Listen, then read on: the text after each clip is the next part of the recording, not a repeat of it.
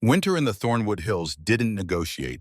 It arrived like debt cold, relentless, and perfectly willing to kill you if you couldn't pay what you owed, which was respect, preparation, and a healthy understanding that nature didn't care about your plans. Owen Harris had learned to respect winter the way you respect a loaded weapon. You didn't fight it, you survived it. And if you were smart, you stayed inside your cabin with enough firewood to last until spring decided to show mercy. But Owen had never been particularly smart. At least that's what his late wife used to tell him. She'd say it with that smile that made the words feel like honey instead of criticism. The smile that said she loved him anyway, flaws and all. That smile had been gone for 3 years now, buried under frozen ground in a cemetery that Owen visited every Sunday, weather permitting. Dad, the fire's dying. Lily's voice pulled him back from thoughts that had a nasty habit of dragging him under like riptides. She was 9 years old with her mother's auburn hair and eyes that noticed everything. 3 years of being the only female in a house full of grief and careful silence had made her grow up faster than Owen wanted. "I'll get more wood," he said, pulling on his coat, the heavy one with fur lining that used to belong to something with claws. "Stay inside. Don't open the door for anyone." "You always say that." Lily looked up from the book she was reading, "and nobody ever comes." "That's because they're smart enough to stay at bay during winter." "Unlike you," Owen ruffled her hair as he passed. "Unlike me." He stepped outside into air so cold it felt like breathing glass. The kind of cold that made your lungs protest with each breath. The kind that killed if you weren't careful. Owen had been a tracker for 20 years. Long enough to read weather the way some people read newspapers. Long enough to know when nature was giving you a warning. And right now nature was screaming at him to get his wood and get back inside. He was halfway to the woodpile when he saw them. Green against white snow. In a world where everything was supposed to be dead and gray and frozen, there was green.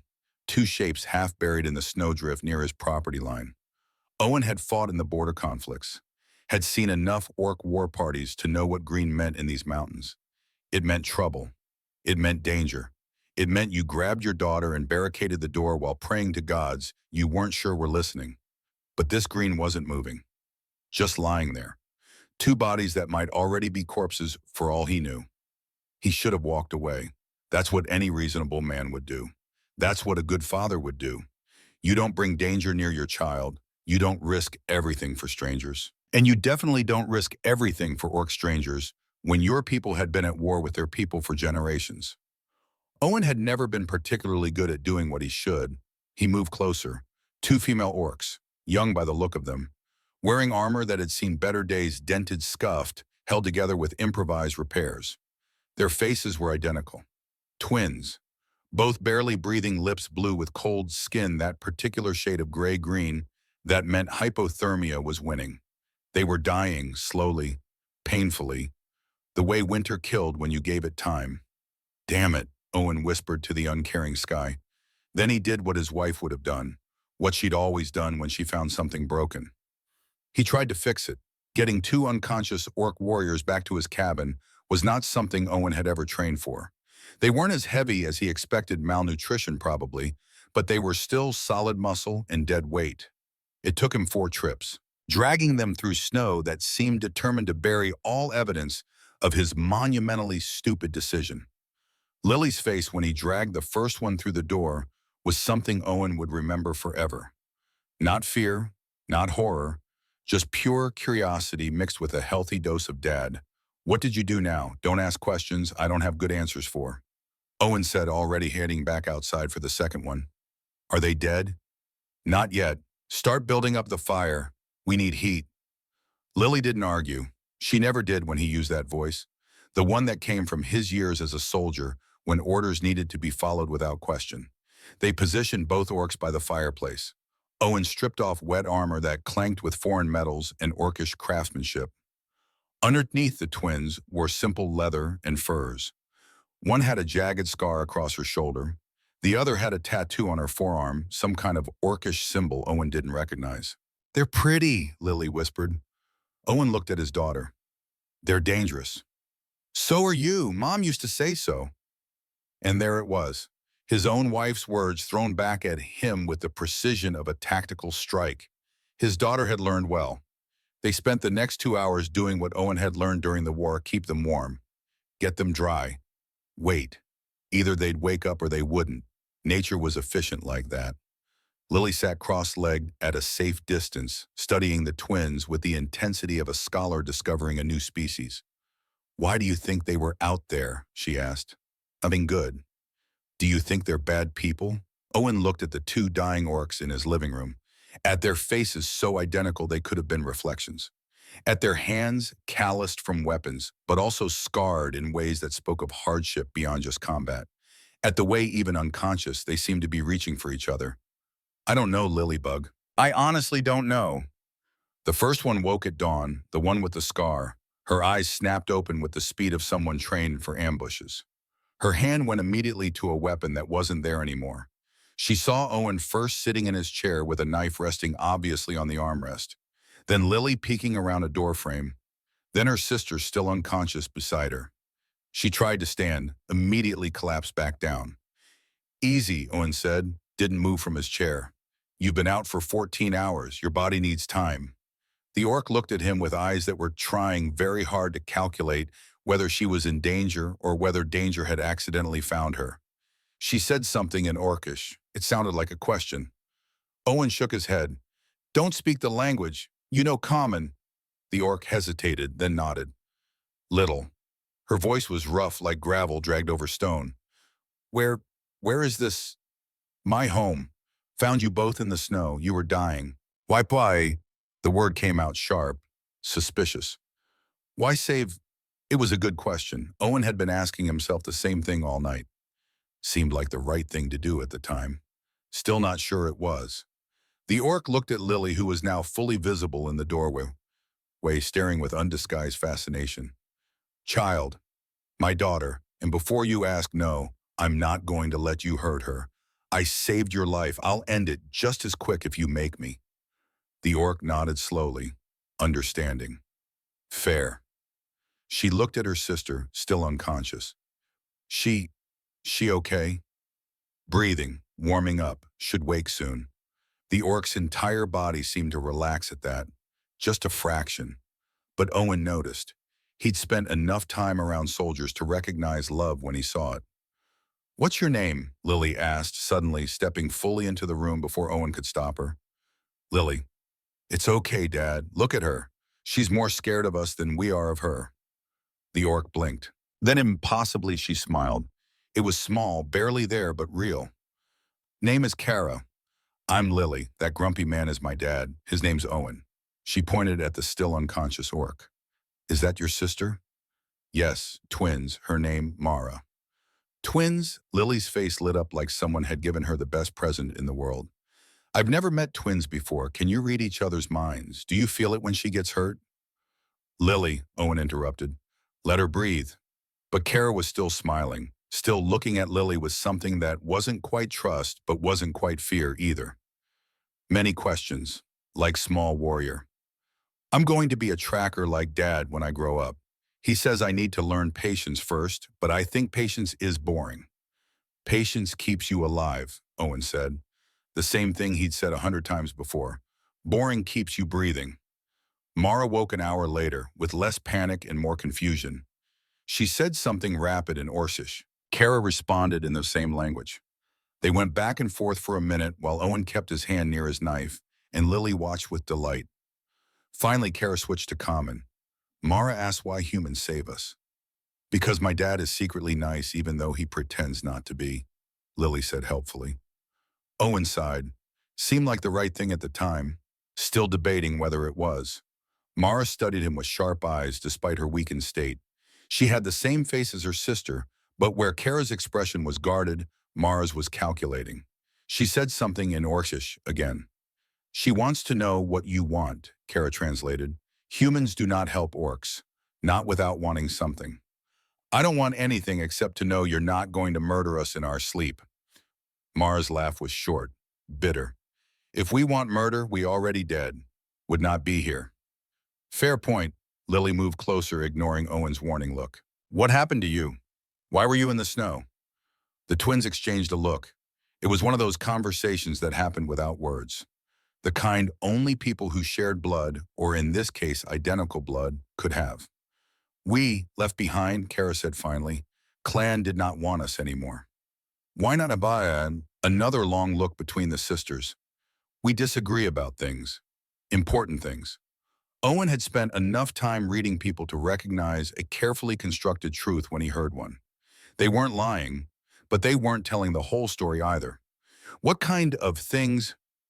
Things that get orcs killed, Mara said bluntly. Things that make warriors into traitors. Are you traitors? Kara met his eyes directly. Depends who you ask. It wasn't a reassuring answer, but it was an honest one. The next few weeks were strange in ways Owen hadn't experienced since his wife died. The cabin that had been too quiet for too long was suddenly full of life again. Chaotic, confusing, cross-cultural life, but life nonetheless. The twins healed slowly. Kara was the quieter one, always watching, always thinking. She'd sit by the fire and work on repairing their armor, with a focus that was almost meditative. Mara was the restless one, pacing the cabin like a caged wolf, whenever the weather was too harsh to go outside. But she was also the one who made Lily laugh with exaggerated stories told in broken common. It was Lily who changed everything. The first time Owen came inside from checking his trap line to find Lily teaching Mara how to play cards, he nearly dropped the rabbits he was carrying. The second time, he found Kara helping Lily with her reading, carefully sounding out common words with an accent so thick you could slice it, he realized something dangerous was happening. They were becoming family. The village found out on the third week. Thomas showed up with two other men and expressions that said they'd come to save Owen from his own stupidity. Owen, Thomas said, adjusting his glasses even though they weren't dirty. A nervous tell Owen recognized. We need to talk. Then talk. But do it from there, not coming closer to my daughter. That's, Thomas sighed. People are worried. You've got two orc warriors living with you and your daughter. Two orc warriors, Owen. Do you understand how that looks? I understand that I found them dying and brought them inside. What was I supposed to do? Let them freeze. Yes, one of the other men burst out. That's exactly what you should have done. They're orcs, Owen. They're the enemy. They're people. Lily's voice came from behind him. She'd snuck up again. Owen really needed to work on that. And they're nice. Nicer than some humans I know. Thomas looked pained. Lily, sweetheart, you don't understand. I understand that Kara helped me with my reading yesterday, and that Mara showed me how to track animals in the snow, and that neither of them has done anything wrong except be born green. There was a long silence. Owen felt something in his chest that might have been pride, might have been terror, might have been both. They can stay until spring, Owen said finally. Then they'll move on. But until then, they're under my roof, and anyone who has a problem with that can take it up with me personally. Thomas cleaned his glasses again. You're putting your daughter at risk. I'm teaching my daughter that kindness isn't conditional. Owen paused. That's what her mother would have wanted. He said his wife's name like a talisman, like a shield, because everyone in the village had loved her, and everyone knew she would have done exactly what Owen was doing. Thomas left, but the look on his face said this wasn't over. Inside, Kara and Mara were standing by the window. They'd heard everything. You not have to do this, Kara said quietly. We can leave, find other place. You'll die out there. Winter's not done yet. Better we die than bring danger to you. To Lily. Owen looked at his daughter. She was looking at the twins with eyes that reminded him too much of her mother. The same eyes that had once looked at a bitter, angry soldier and decided he was worth saving. My wife used to say that the measure of a person wasn't what they did when it was easy. It was what they did when it was hard, when it cost something. He met Kara's eyes, then Mara's. You stay. We'll figure out the rest as it comes. Mara said something in Orcish. Kara nodded. Then in slightly better common than before, Mara said, You honor your mate's memory. This is good. This is right. Lily went to bed that night humming a song the twins had taught her, some Orcish lullaby about mountains and stars. Owen sat by the fire watching the twins speak quietly in their own language and wondered what exactly he'd gotten himself into. He'd find out soon enough. The truth always came out. It was just a matter of when and how much it would hurt. The routine that developed over the next weeks had the strange quality of feeling both impossible and completely natural. Mornings Owen would check his traps while the twins did whatever morning rituals orcs did. Lily would wake late, stumbling into the main room with hair that defied physics, demanding breakfast with the authority of someone who knew she was loved. Kara turned out to be a decent cook once you got past her tendency to season everything like it was going to war. Mara couldn't cook to save her life, but could sharpen a blade to an edge that could split hairs. Lily learned words in Orcish that Owen pretended not to notice were probably not appropriate for a 9-year-old. It was Sarah, the village healer, who broke the silent standoff between the village and Owen's cabin. She showed up one morning with a basket of herbs and a determination that reminded Owen why his wife had liked her so much. "I'm not here to judge," she announced, brushing past Owen before he could protest. "I'm here because if you're going to insist on housing warriors, at least let me make sure they're healing properly." She talked to her herbs while she worked, muttering things like, "Yes, yes, Yarrow agrees," and "the comfrey says this one's stubborn." The twins watched her with fascinated confusion. "Is she casting spell?" Mara whispered to Lily. "No, she just talks to plants. She says they talk back." "Do they?" "I don't think so, but she makes really good medicine, so we don't argue." Sarah pronounced the twins healthy, gave Owen a look that said, "We're going to talk about this later," and left. But she came back the next week, and the week after that. Sometimes with medicine, sometimes with bread, always with that knowing look that said she saw exactly what was happening in this cabin and approved despite herself. Marcus showed up one evening, knocking with that particular rhythm that only old soldiers knew. 3 knocks, pause, 2 knocks. The kind that said, "I'm armed but friendly." Owen opened the door to find his old war buddy standing there with a bottle of something that was probably illegal and definitely strong. "Heard you adopted 2 orc daughters," Marcus said. "Came to see if you'd lost your mind." "Lily's my only daughter." "That's not what the village is saying."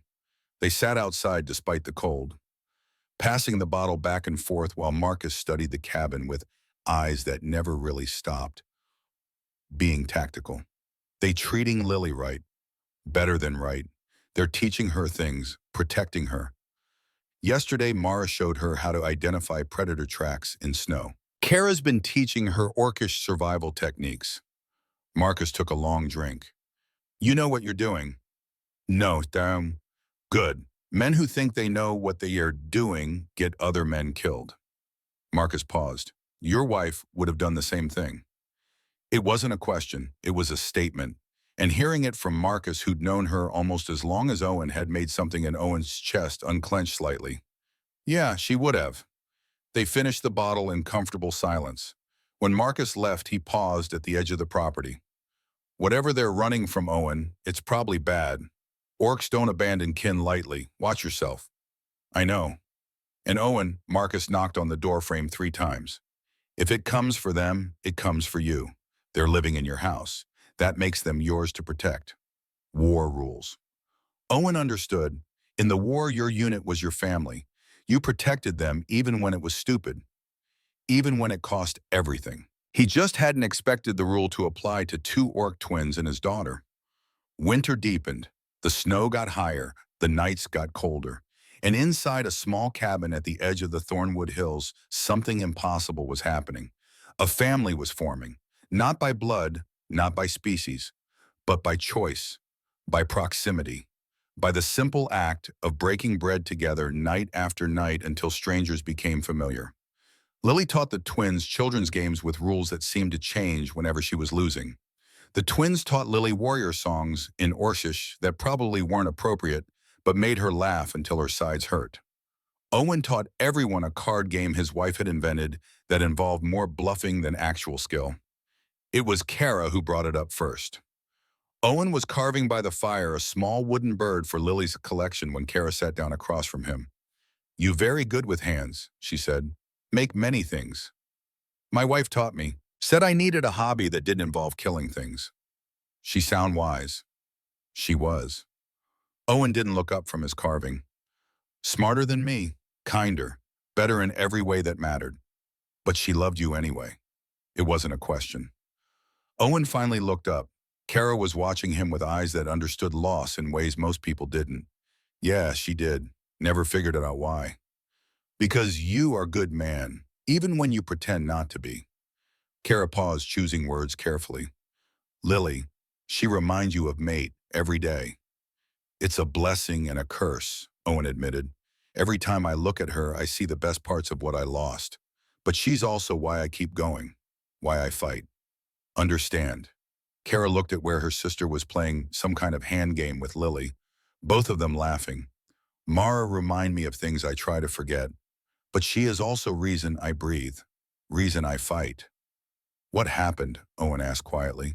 What did you do that made your clan leave you? Kara's face closed off. Not angry, just careful. Not ready to say, not yet. She met his eyes. But we not here to hurt you, not here to hurt Lily. We here because you give us chance when no one else would. That means something and means everything. It wasn't the answer Owen wanted, but it was the answer he was going to get. For now, the revelation came on a Tuesday. Owen only remembered it was Tuesday because that was the day he always visited his wife's grave. And this Tuesday, Lily insisted on going with him. I want to tell Mom about Kara and Mara, she explained. She would want to know. They trudged through snow that came up to Lily's knees. The graveyard was small, just a dozen stones marking families who'd lived and died in the village. His wife's stone was the newest. Owen made sure of that. Lily talked to the stone like her mother was sitting right there listening, telling her about the songs she'd learned. The words in Orcish, the way Kara could make stew that made her eyes water but tasted incredible. The way Mara could tell stories about Orcish legends that were both frightening and beautiful. I think you'd like them, Mom, Lily said softly. I think you'd understand why Dad saved them. Owen said nothing, just stood there letting his daughter talk to stone and snow and memory. When they got back, the cabin felt different, colder. Not temperature cold, something else. The twins were sitting by the fire, but the space between them and the door yelled like a chasm. What happened? Owen asked. Mara wouldn't meet his eyes. Kara looked like she was preparing for execution. Kara started, then switched to Orcish, speaking rapidly to her sister. Mara shook her head violently. Kara insisted. They went back and forth. Finally, Kara stood. She reached into her pack, the one they'd been carrying, when Owen found them, and pulled out something small wrapped in cloth. When she unwrapped it, Owen's world stopped. A silver locket, small, delicate, with roses engraved on the front. The same locket his wife had worn every day of their marriage. The same locket that had disappeared the day she died. Owen didn't remember crossing the room, didn't remember taking it from Kara's hands. He just suddenly had it, cold against his palm, impossibly present after 3 years of being gone. Where, his voice broke. Where did you get this? Kara's face was stone. From village, from day of raid, 3 winters ago. The room tilted. Lily was saying something, but Owen couldn't hear her over the sound of his own heart trying to break through his ribs. You were there. It wasn't a question. The raid that killed my wife. You were there. Yes. One word, one simple word that changed everything. Owen looked at the locket in his hand, at the twins standing there waiting for judgment, at Lily looking between all of them with wide, frightened eyes. Get out. His voice was quiet, deadly quiet, the kind of quiet that came before violence. Dad, Lily started. Not now, Lily. He looked at the twins. Get out. Please, Kara said. Please let us explain. Explain. The word came out like a roar. You were part of the raid that killed my wife, that made my daughter grow up without a mother. And you've been living in my house, eating my food, teaching my daughter to trust you. We not kill her, Mara said suddenly, her voice sharp. We there, yes, but we not the ones with blood on hands. Then who? The twins looked at each other. That silent conversation again. Then Kara spoke, her voice hollow. Our commander, Orcish warlord named Rathgor. He lead raid. We just soldiers, following orders. Following orders. Owen laughed, but it had no humor in it. People have been using that excuse to justify atrocities since the beginning of time. We know, Kara's voice broke. We know is why we take Locket, is why we try to remember faces, is why we keep evidence. She took a shaky breath. Rathgor killed 17 humans that day. Your mate was last. She fought, she brave, tried to protect others, but Rathgor, he not show mercy? She died protecting the healer's daughter, Owen whispered. Took an arrow meant for a child. Yes, the word hung in the air like a confession, like absolution, like damnation. That's why your clan abandoned you, Owen said slowly, understanding flooding in. You kept the locket, you kept evidence, you were going to testify. We testify to Orcish council, Mara said. We tell truth about what Rathgor do, about how he kill for pleasure, not for war, how he violate codes of honor. She touched the tattoo on her forearm. This mark is mark of exile, mark of traitor. But we not betray honor, we only betray monsters. Lily had moved closer to the twins without Owen noticing. She was looking at the locket in his hand, then at Kara's face. You kept it because you wanted to make it right, Lily said quietly. You wanted justice. We fail, Kara whispered. Rathgor more powerful. He exile us, leave us today. And evidence died with us. Owen looked at the locket, at his wife's face captured in miniature inside, at Lily as a baby smiling up at a mother she barely remembered. You've had this for 3 years. You could have sold it, could have thrown it away, could have done anything with it. No, Kara said firmly. We could not. Was only thing keeping memory alive. Only thing saying this was wrong, this was crime. We hope someday to give back to family. To say, her voice cracked, to say we sorry we not strong enough to stop it. The silence that followed was the kind that rewrote history, the kind that made you choose who you were going to be. Owen looked at his daughter, at the twins who'd been teaching her, protecting her, becoming part of her life, at the locket that represented everything he'd lost. You should have told me, he said finally. From the beginning, you should have told me the truth. We afraid, Mara said. Afraid you kill us, afraid you throw us out. Afraid, she glanced at Lily, afraid we lose only place we feel like people again. Owen closed the locket, felt the weight of it, the history, the pain, the impossibility of forgiveness that shouldn't be possible, but somehow was trying to be born anyway. I need time, he said. I need to think. Understand, Kara said. We pack. We leave at first light. No. Everyone looked at Lily. She was standing between Owen and the twins, small and fierce and terrified. Lily. Dad, listen to me. Lily's voice shook but didn't break. Mom died protecting someone. That's what you always told me. She died because she chose to stand between danger and an innocent person. She chose love even when it was dangerous. Lily, that's different. Is it?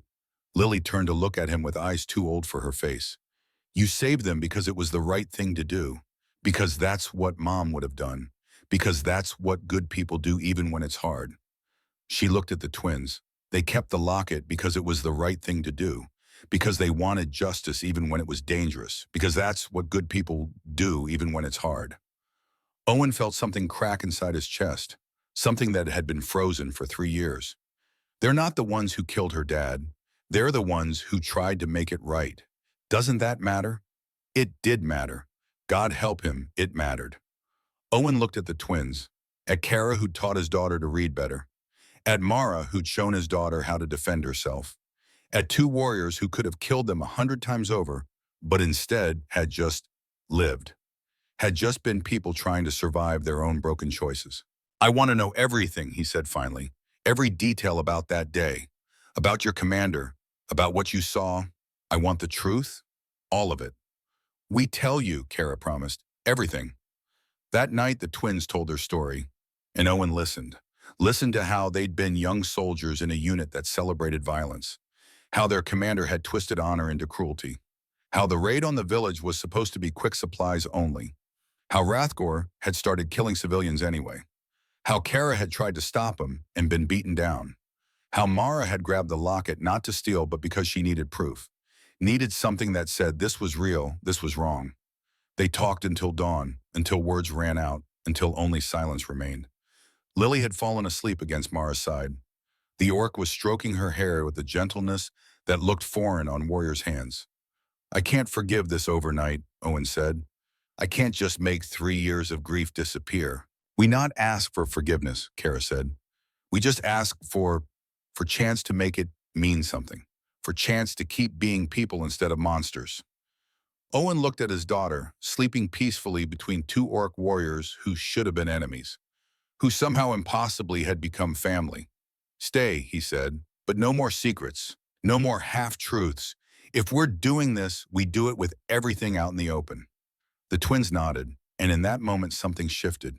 Not forgiveness, not yet, but maybe the first step toward it, the first step toward healing, towards something new being built from broken pieces. Thought I might find you here, she said, settling down on the frozen ground beside him, like the cold didn't bother her, which it probably didn't. Sarah had the constitution of someone who'd survived 70 winters and wasn't impressed by any of them. Just thinking, Owen said. Dangerous activity, thinking, tends to lead to feeling, and feeling leads to making choices you can't unmake. Speaking from experience, always. Sarah pulled out a small flask, took a sip, offered it to Owen. He declined. So, the twins told you about the raid. Owen looked at her sharply. How did you? Because Lily told me. Because that child can't keep a secret to save her life, bless her heart. And because I've been watching you walk around with a weight on your shoulders that wasn't there before. She took another sip. Question is, what are you going to do about it? I don't know. Yes, you do. You just don't like the answer. Owen was quiet for a long moment. Then my wife died because of that raid, because of their commander, because they were there and didn't stop it. And now they're here, living in your house, teaching your daughter, trying to make amends for something they couldn't control.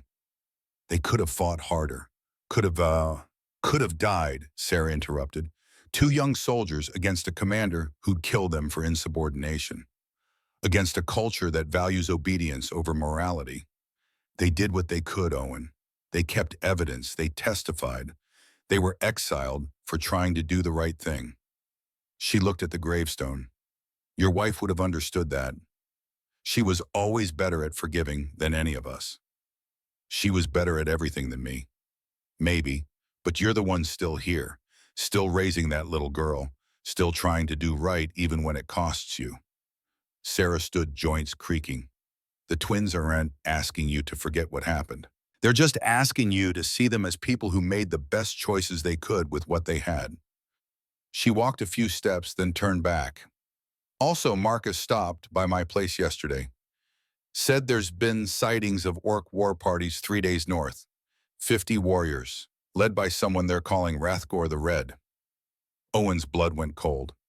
He's coming for them. Seems likely. Question is, what are you going to do when he gets here? Sarah left him there with his once grave and his impossible choices. Owen told the twins that night. They were sitting around the table, Lily teaching Mara a card game, while Kara sharpened knives with methodical precision. There's been sightings, Owen said without preamble. Orc war party, 50 strong, led by Rathgor. The cabin went completely silent. Kara's hands stopped moving. Mara's face went blank, that warrior mask Owen had seen soldiers wear when they were preparing to die. He found us, Mara said quietly. Then louder and orcish, something that sounded like a curse. How long? Kara asked. 3 days, maybe 4 if the weather slows them. Then we leave. Mara stood. Now, tonight, we lead him away from village, from Lily, from you. You'll die out there. Better we die than bring death here. No, Lily's voice was sharp. She looked at Owen with eyes that demanded he do something. Dad, you can't let them go. Tell them they can't go. Owen was quiet, thinking, calculating, doing the math that soldiers did when they weighed lives against lives. Why is he coming? He asked finally. Why come all this way for 2 exiles? Kara and Mara exchanged a look. Because we not just soldiers, Kara said quietly. We, twin daughters of clan chief, our testimony to Orcish council, it carry weight. It matter. Rathgor cannot keep command if we alive to testify. So he's coming to kill you. And anyone who shelter us is Orcish law, harboring traitors same as being traitor. Owen looked at Lily, at her mother's eyes staring back at him, at the terror barely concealed beneath her brave face, at the twins who looked like they were preparing to walk out into the snow and let winter finish what it started. How long until they arrive, he asked. Tomorrow night, maybe day after. Then we have time to prepare. You not understand, Mara started. I understand perfectly. Owen stood. You go out there, you die. And I didn't spend weeks keeping you alive just to watch you throw it away now. But Lily stays here, where I can protect her, where we can all protect her. He looked at both twins. You said Rathgore's coming because you testified, because you have evidence, because you matter. Yes? Then we use that. We make him fight for you. We show him that this village protects its own. We not your own, Kara said, but her voice was uncertain. Aren't you? Owen looked at his daughter, at the twins, at the strange family they'd built. You've been living under my roof for 2 months. You've been teaching my daughter, protecting her. You've become part of this place whether you meant to or not. He turned to Mara. My friend Marcus says that in war, your unit is your family. You protect them even when it's stupid, even when it costs everything. You two are living in my house. That makes you mine to protect. War rules. Lily threw her arms around Owen's waist. Thank you, Dad. Don't thank me yet, Lilybug. This might be the stupidest thing I've ever done. Good, Kara said softly. World needs more stupid humans, less smart ones who walk away. The next morning, Owen stood in the village square with half the population staring at him. I know what you're thinking, he said. His voice carried across the frozen ground. That I'm insane. That I'm risking everything for 2 orcs who don't matter. That I should throw them out and let Rathgore take them. That's exactly what you should do, someone shouted. Maybe, Owen acknowledged. But here's the thing. He pulled out the locket, held it up so everyone could see. My wife died 3 years ago, killed by an orc commander named Rathgore, who decided civilian lives didn't matter. These 2 orcs, Kara and Mara, they were there. They tried to stop him. They testified against him. They were exiled and left to die because they chose honor over survival. Thomas stepped forward, cleaning his glasses frantically. Owen, even if that's true, it is true. And now that same monster is coming here. Not just for them, for anyone who's helped them, for anyone who's shown them kindness, for this village. He looked around at faces he'd known his entire life. We can throw them out. Let Rathgore have them. Maybe he leaves us alone. Maybe.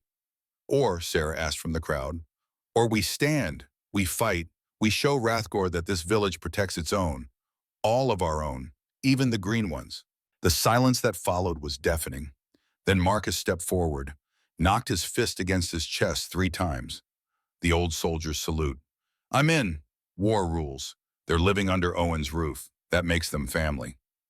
Sarah moved next. I'm not a fighter, but I'm a healer, and every fighter needs a healer. Thomas cleaned his glasses one more time, then sighing like a man accepting his fate. My wife would never forgive me if I let you do this alone. One by one, others stepped forward. Not everyone, not even most, but enough. Enough to matter. That day the village prepared. Weapons were sharpened, defenses were built. Children were hidden in the church cellar, with the oldest grandmother standing guard with a crossbow that was older than she was. Lily refused to go with them. I'm staying with you, she said, with Kara and Mara. We're family. Owen wanted to argue, wanted to force her to safety, but he looked at his daughter's face and saw her mother looking back, saw the same determination, the same courage, the same inability to abandon people she loved. Stay close to me, he said, and if I tell you to run, you run. Understand? Understand. That night, Kara found Owen checking weapons. You not have to do this, she said. Not have to risk village, risk life, risk Lily. For us. I know. Then why? Owen looked at her. Really looked. At this orc warrior who'd taught his daughter to read. Who'd kept evidence of a crime for 3 years because it was the right thing to do. Who'd been exiled and left to die but somehow survived. Because my wife would have done the same thing. Because Lily needs to learn that family isn't about blood or species. It's about who stands beside you when everything's falling apart. He picked up his rifle, checked the load. And because sometimes doing the right thing means standing up to monsters. Even when the monster is stronger. Even when you're probably going to lose. Kara was quiet for a long moment. Then your mate. She was lucky to have you. I was lucky to have her. And we lucky to have you both. Her memory. Your choice. Lily's heart. Kara touched the locket around Owen's neck. He'd started wearing it after the truth came out. A reminder. A promise. We fight tomorrow. We fight for her. For what she died trying to protect. We fight, Owen agreed. They came at dawn. 50 orc warriors in full battle gear. Led by an orc who was bigger than any Owen had ever seen. Hrathgor the Red lived up to his name. His armor was painted with crimson symbols that probably meant something in orcish culture, but to Owen just looked like warnings written in blood. He stopped at the village edge. His voice carried like thunder. I come for traitors, he said in heavily accented common. Give them to me. I leave. Hide them. All die.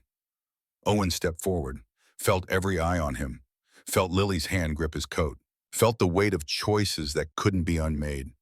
The twins are under my protection. Under this village's protection. You want them, you go through us. Hrathgor laughed. It sounded like rocks grinding together. Humans so stupid. Die for nothing. Die for traitors who watched your people fall. They didn't watch, Owen said. They tried to stop you. They tried to do the right thing. And that makes them more honorable than you'll ever be. Something flickered in Hrathgor's eyes. Rage. Or maybe recognition. You the human, the one whose mate I killed. Owen felt Lily's hand tighten. Yes. She die well. Fight like warrior. I respect that. Hrathgor's smile was cruel. I respect you less for defending traitors who let it happen. They were soldiers following orders. They thought they were doing the right thing until you showed them what a monster looks like. And the moment they understood, they tried to stop you. Owen took a step forward. My wife died protecting an innocent child. These twins were exiled because they tried to bring you to justice. Seems to me they learned more about honor than you ever knew. The silence before violence. Then Kara stepped forward. Mara beside her. Twin warriors standing together like they'd probably stood 1,000 times before. We not hide behind humans, Kara said in Orcish. Then switched to common. We stand, we fight. But if we die, these humans live. You give oath, Hrathgor. Orcish oath, they live. Hrathgor smiled. It was not pleasant. I give oath, humans live, after I kill traitors and anyone who helped them. That wasn't the deal, Owen started. But Kara cut him off. Is only deal he make, is Orcish way. She looked at Lily, at Owen, at the village behind them. Thank you for showing us we still people, still worthy of kindness. She touched Owen's shoulder. Take care of her. Teach her to be brave like mother. The twins moved forward, walking toward their deaths with acceptance that came from knowing it was inevitable. Lily screamed, No, Dad, don't let them. But Owen was already moving, forward, between the twins and Hrathgor. You want them, you fight through me first.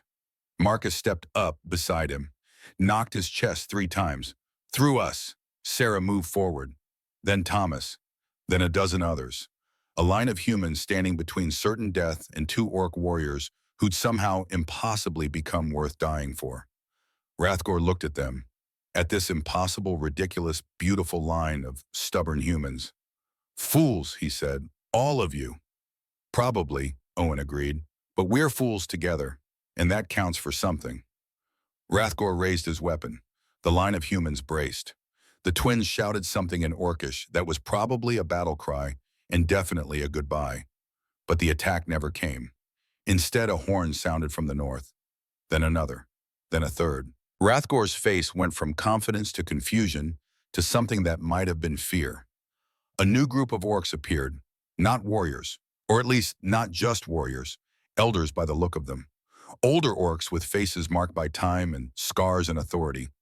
They wore robes instead of armor, symbols instead of weapons. The lead elder spoke. Her voice carried weight that had nothing to do with volume. Hrathgor, you stand accused. Hrathgor's hand went to his weapon. Traitor words mean nothing. It's not just traitor words. The elder held up something. From this distance, Owen couldn't see what it was, but Hrathgor went completely still. We have other witnesses now, other evidence. Your crimes known, your honor broken. No, Tom. Yes, War Council has spoken. You exiled. You marked as Oathbreaker, as monster wearing orc face. The elder looked at Kara and Mara. These twins not traitors. These twins heroes who speak truth when others afraid. They restored to clan, restored to honor, restored to life. Owen watched the twins collapse. Not from injury, from relief. From 3 years of being dead women walking suddenly being told they were alive again. Rathgor roared, the sound of everything he'd built crumbling. I command, you command nothing, the elder said. You nobody, your oath to humans stands. You kill no one. You leave. You disappear. And if you ever seen again, you die. This is judgment. The 50 warriors behind Rathgor didn't move, just watched their former commander being stripped of everything that made him matter. Watched him become nothing. Rathgor looked at Owen, at the twins, at the line of humans who'd been ready to die. Then he turned and walked away. Not a warrior's walk, just walking, disappearing into the trees like he'd never been real. The elder approached, looked at Owen with eyes that had seen centuries. You human who protect our kin. I'm human who protected people. That they happen to be orc is coincidental. The elder smiled. Good answer. She looked at the twins. You daughters come home. Come be people again. Kara and Mara looked at each other, had one of those silent conversations. Then Kara spoke. We thank council for judgment, for returning honor. But, she looked at Owen and Lily, we find different home, different family, one that choose us when we nothing, that see us when we invisible. The elder studied them, studied Owen, studied Lily who was hugging both twins like she'd never let go. Unusual, the elder nodded. But if this your choice, we honor it. You live as you wish, as free orcs with honor restored. Then she did something unexpected. She bowed to Owen, to the village. You protect our daughters, we not forget. Orcish council remembers. They left as quickly as they'd come. And just like that, the war that should have destroyed everything was over before it began. Spring came slowly to the Thornwood Hills. It always did. But this spring felt different. Warmer, maybe. Or maybe Owen was just warmer because his house was constantly full of people. The twins stayed. Of course they stayed. Where else would they go? This was home now. The only place that had ever felt like home after years of being soldiers, being exiles, being dead, women walking. They added a room to the cabin. Well, Marcus and Thomas and a dozen other villagers added a room to the cabin. Owen supervised and provided food and tried not to get emotional about his neighbors building an extension for 2 orc warriors who'd become part of the community through sheer stubbornness. Lily turned 10 in early spring. She insisted on celebrating with both orcish and human traditions, which resulted in a very confusing party involving human cake, orcish warrior songs, and a gift from the twins that was either a ceremonial knife or a very deadly toy, depending on how you looked at it. Owen visited his wife's grave less often now, not because he loved her less, but because he felt her presence more. In Lily's laugh, in the twins' determination, in the impossible family they'd built from broken pieces. I think she'd approve, he said one Sunday, standing in front of her stone. The silver locket hung around his neck, no longer just a symbol of loss, but a reminder. I think she'd look at all this and say, that's exactly right. That's what I wanted. The stone didn't answer, but the wind picked up, carrying the smell of new growth, of life returning, of things beginning again. Lily found him there. Kara's teaching me how to make orcish bread, she said, sitting beside him in the new grass. It's terrible, like eating rocks. But she says it's supposed to be like that. Builds character. That sounds like her. Lily leaned against him. Dad? Yeah, Lilybug. Do you think Mom would be upset that we love the twins, that we let them stay? Owen put his arm around his daughter, around the girl who'd inherited her mother's heart. I think your mom would be proud of you, of me, of them, of all of us for figuring out that family isn't about who looks like you. It's about who stands beside you when everything's falling apart. Even when they're green, especially when they're green. They sat there for a while, then Lily spoke again. The village is better now. People are less scared. Thomas actually smiled yesterday when Mara helped him fix his fence. Progress. Do you think other villages will do this, except orcs? I don't know, maybe. Maybe we're just the first. Maybe in 20 years, people will look back and say, remember when humans and orcs couldn't live together? How stupid were we? I hope so. Me too. Owen looked at his wife's grave, at the name carved in stone, at the dates that marked a life too short, but he didn't feel the crushing weight anymore. Just gratitude for what he'd had, for what he still had, for the impossible, beautiful mess his life had become. That night, dinner was chaos. Kara had tried to cook something that was supposed to be human stew but tasted decidedly orcish. Mara was arguing with Marcus about proper knife-throwing technique. Lily was demonstrating words in orcish that definitely weren't appropriate. Sarah had brought vegetables and was introducing them to the salad like they were old friends. Owen sat at the head of the table and watched it all. This strange, wonderful, impossible family, human and orc, loud and chaotic, perfect in its imperfection. Dad, Lily asked, what are you smiling about? Just thinking. About what? About how sometimes the worst things lead to the best things. How sometimes you have to lose everything to find what really matters. Kara raised her cup.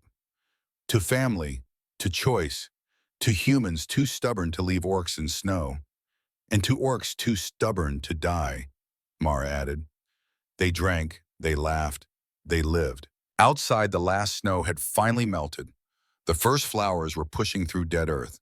Spring was coming, and with it the promise of something new, something impossible that had somehow become real. 6 months later, Owen stood in the village square again, this time not to ask for help, but to witness something that had never happened before. The Orcish Council had sent representatives, official ones, to establish what they called a peace settlement with the village. The elder who'd saved them from Rathgor was there, along with 3 others. They stood on one side of the square. The village elders stood on the other, and in the middle, Kara and Mara, acting as translators, as bridges, as proof that impossible things could happen. This village protected our kin when they had no obligation, the elder said through Kara's translation. Protected them at great risk. This shows honor, this shows wisdom, this shows possibility. Thomas cleaned his glasses, then spoke. And these orcs showed us that honor and courage don't have a color. That family can be built, not just born. That maybe we've been wrong about a lot of things. The elder nodded. We proposed treaty, trade agreement, cultural exchange, opportunity for both peoples to learn, to grow, to build something better than war. We accept, Thomas said. Then looking at Owen, if that's agreeable to you, Owen looked at the twins, at Lily standing beside them with pride written all over her face, at the village that had chosen courage over fear. It's more than agreeable, it's right. They signed the treaty that afternoon, with witnesses from both species, with promises that would take years to fulfill, with hope that was fragile but real. That night, Sarah cornered Owen at his cabin. You know what you've done, don't you? She asked. Made a lot of work for everyone. Changed history. She took a sip from her ever-present flask. That treaty isn't just paper. It's proof. Proof that humans and orcs can live together, can work together, can be family. It's just one village. Every movement starts with one village. Every revolution starts with one choice. You made that choice when you brought those twins inside. And now look, she gestured toward the village, where Marcus was teaching young orcs carpentry, where Mara was showing human children tracking skills, where Kara was working with Thomas on establishing trade routes. You built something that's going to outlive all of us.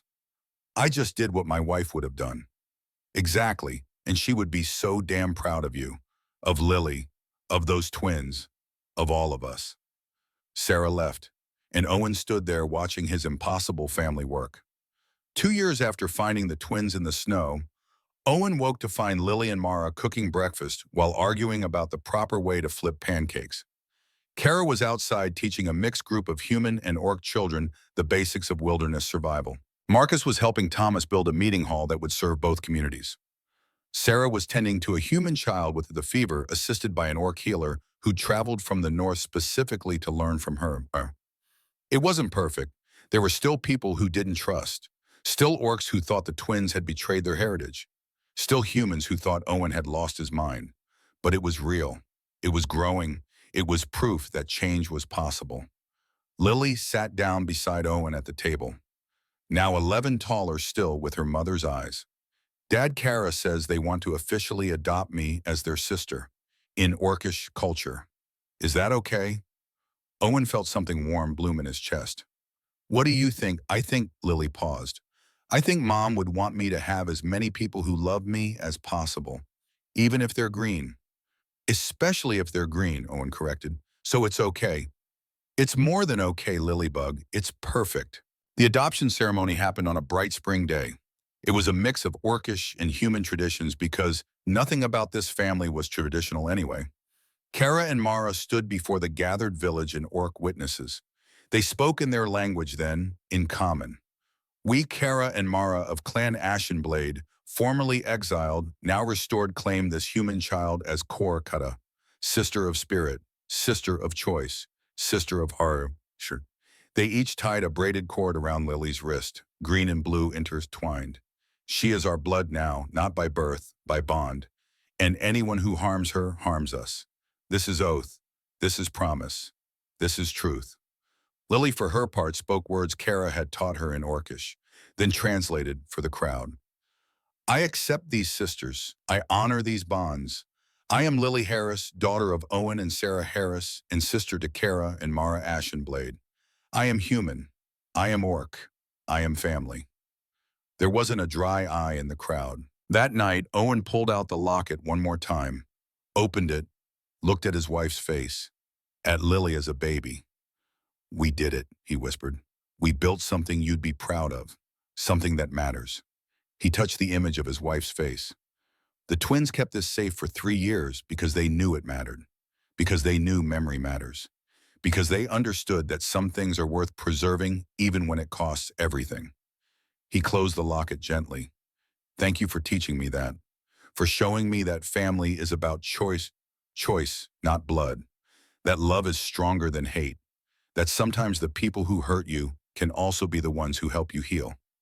The wind picked up outside, carrying the sound of laughter, of Mara teaching Lily a warrior song, of Kara telling Marcus a joke that probably wasn't appropriate, of a family that shouldn't exist but did. Owen smiled.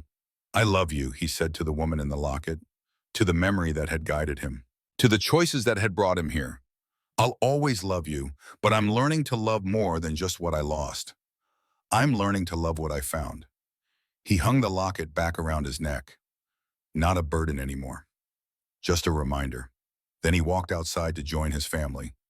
His impossible, beautiful, perfect in its imperfection family. 5 years after finding the twins in the snow, Owen stood at the edge of his property and watched something he'd never thought he'd see. A mixed village. Humans and orcs living side by side.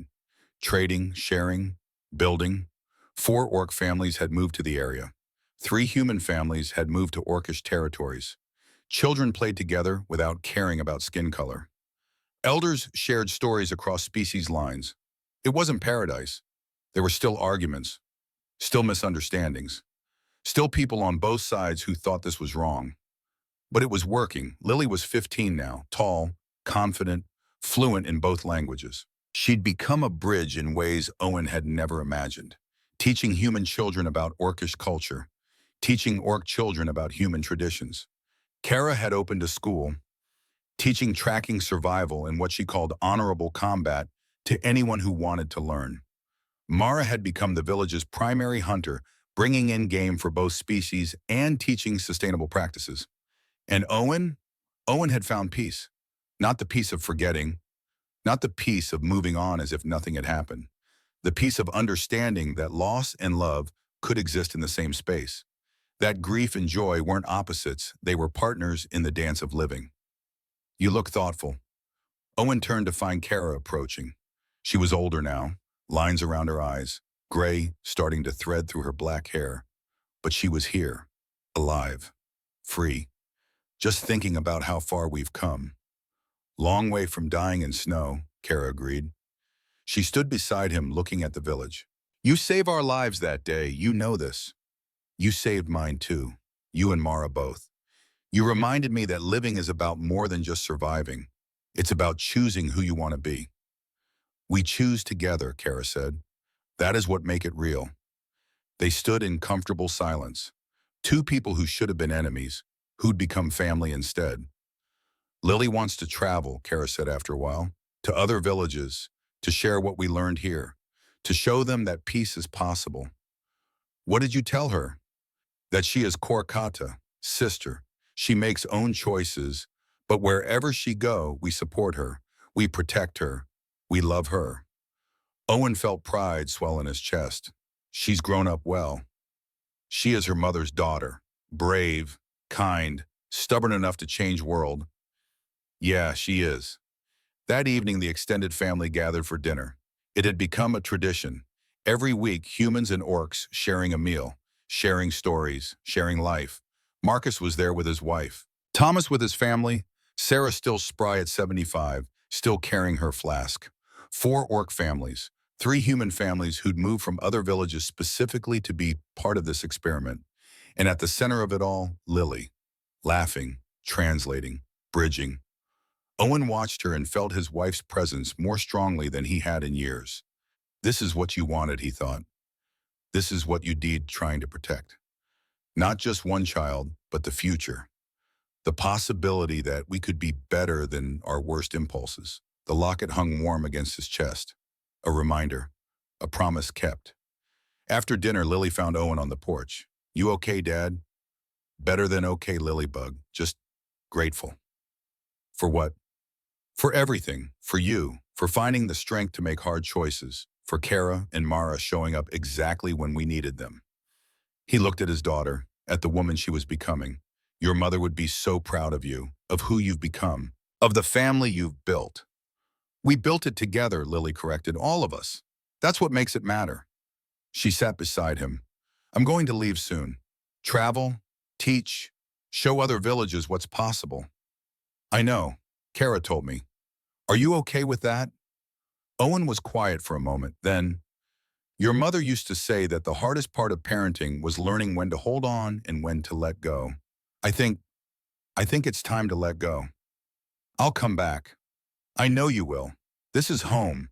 These people are your family, green and not green, both. Lily laughed. Green and not green. I like that. They sat together watching stars appear. Father and daughter, human family that had expanded to include orcs. Proof that love was stronger than fear. That night, Owen dreamed of his wife. She was standing in the village square watching everything they'd built. Watching humans and orcs living together. Watching Lily bridge 2 worlds. Watching the impossible become normal. She turned to him and smiled. That smile that had made everything okay. You did good, she said. Better than good. You did exactly what I hoped you'd do. You loved bigger than your pain. You built instead of destroying. You showed everyone, including yourself, that family is about choice. I miss you, Owen said. I know, but you're not alone. You're surrounded by people who love you, who chose each other. She touched the locket around his neck. Keep this, remember me. But don't let memory stop you from living, from loving, from being the father Lily needs, the friend Kara and Mara need, the man who makes impossible things possible. She kissed his forehead. I'm proud of you, Owen Harris. I always will be. When Owen woke, the locket was warm against his chest, and for the first time in years, he felt truly at peace. 3 more years passed. Lily traveled to 18 villages, establishing what she called peace networks. Some villages welcomed the idea. Some didn't. But seeds were planted. Kara's school had expanded. 40 students now. Mixed species, learning to hunt, to track, to survive, to respect each other. Mara had trained a dozen apprentice hunters, both species, creating sustainable practices that benefited everyone.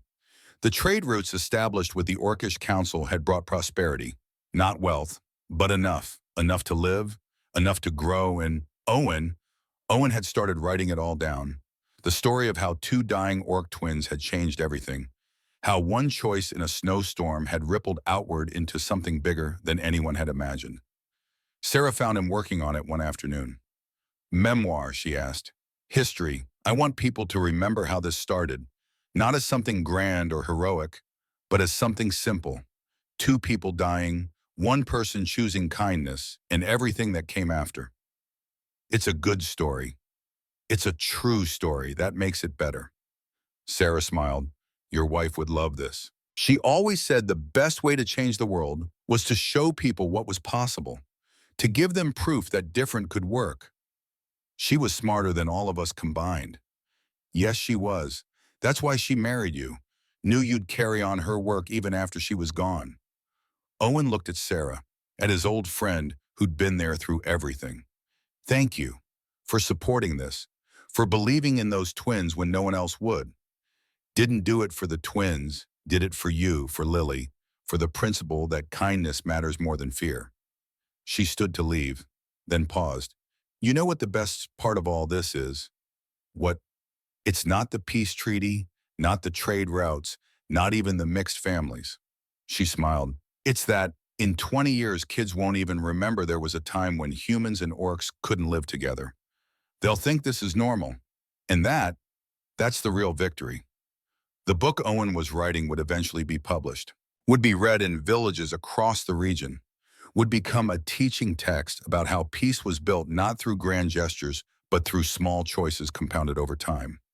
But that night, sitting in his cabin with Kara and Mara playing cards with Lily, teaching orcish children a human game with the sound of laughter filling the spaces where grief used to live, Owen didn't think about legacy. He just thought about family, about the twins who'd come into his life dying and broken and had somehow become essential pieces of his heart, about a daughter who'd learned that love was bigger than fear, about a wife whose memory had guided them all towards something better. Dad? Lily called. Mara's cheating again. Tell her that's not how cards work. Mara always cheats, Kara said, laughing. Is family tradition? Some family we are, Owen said, but he was smiling. Best family, Mara corrected. Strange family, impossible family, but best. And looking around at the faces green and not green, young and old, bound by choice instead of blood, Owen couldn't argue with that. They were impossible. They were strange. They were exactly what the world needed. One choice at a time, one kindness at a time, one family at a time, changing the world by simply refusing to let hate win.